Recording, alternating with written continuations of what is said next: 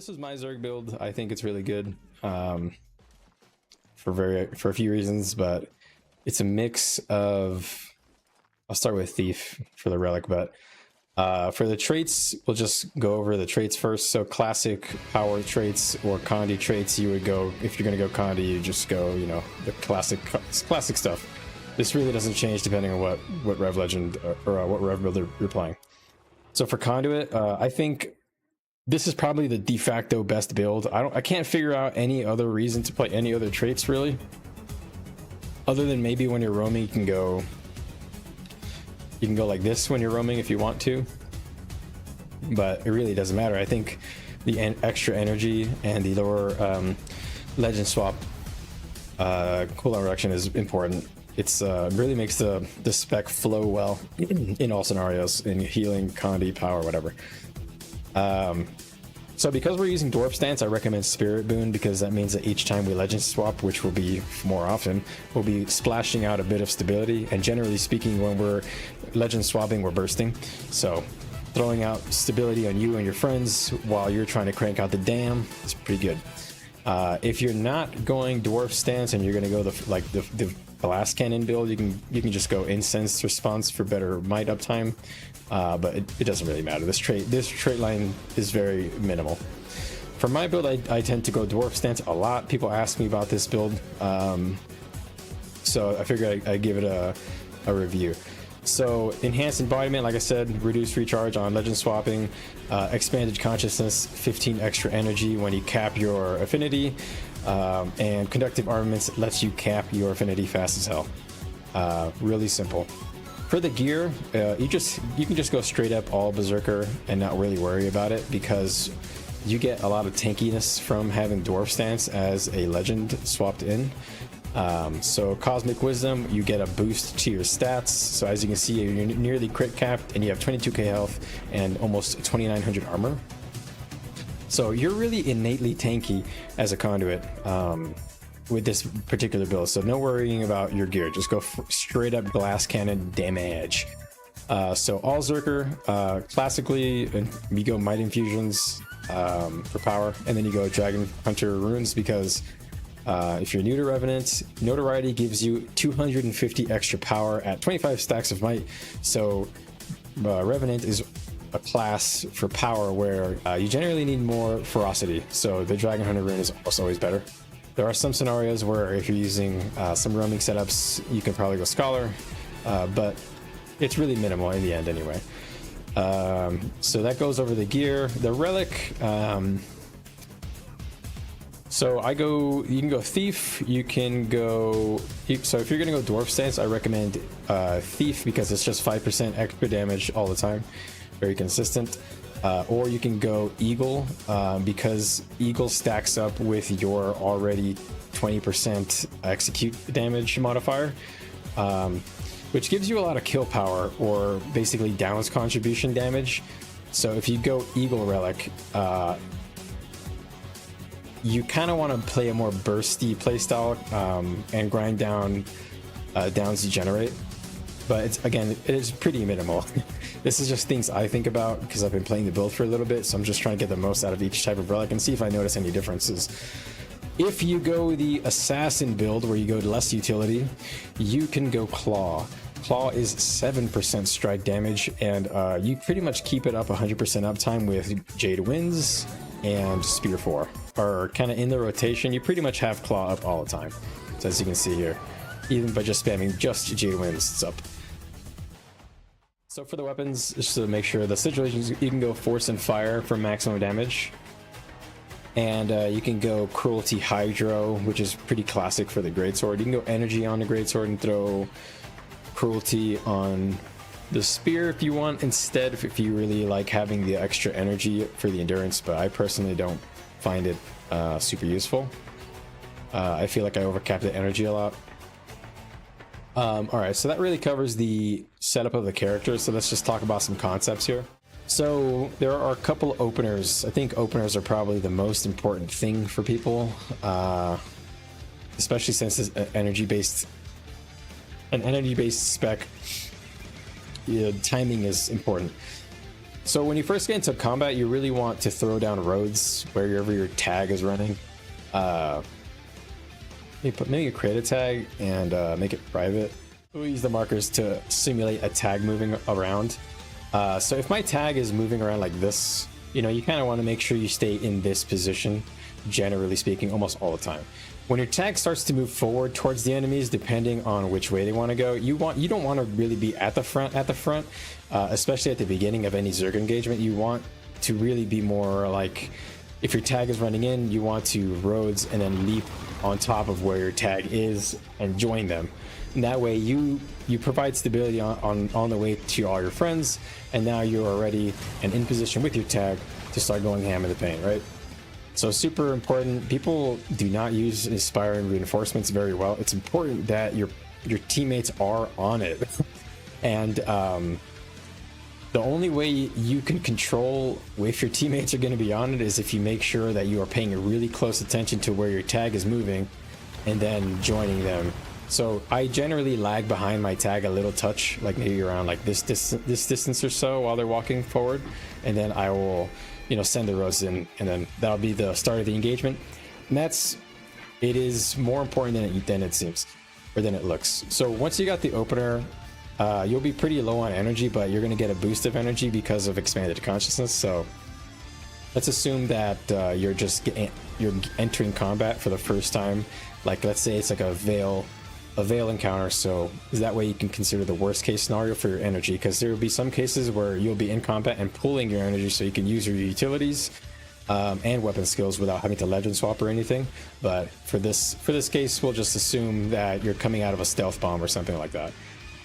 So assuming your tag is again moving in, let's just say we're invisible in this case, and you're gonna stop right there, and we want to do a bomb right here. So first I would roads and then leap, and then you activate Cosmic Wisdom at this point, and then activate Vengeful Hammers. What this does is it's gonna cap up your affinity very quickly.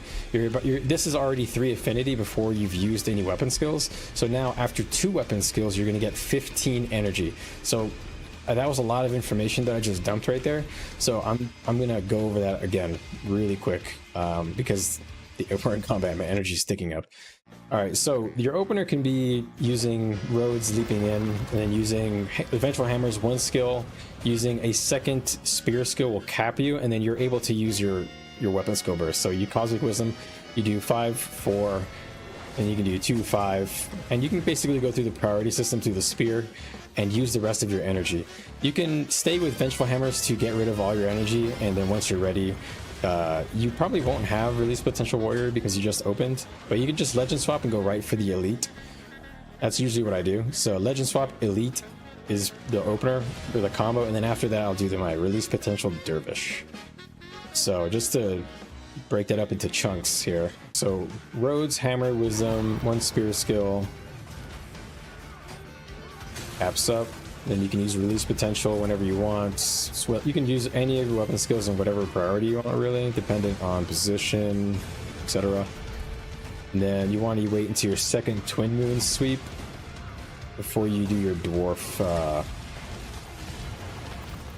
Then, of course, use your roads as soon as you get in. You say, yeah, it's just basically focusing on making sure you use your Release Potential at 5. Because if you focus on that, everything else kind of falls into place a bit.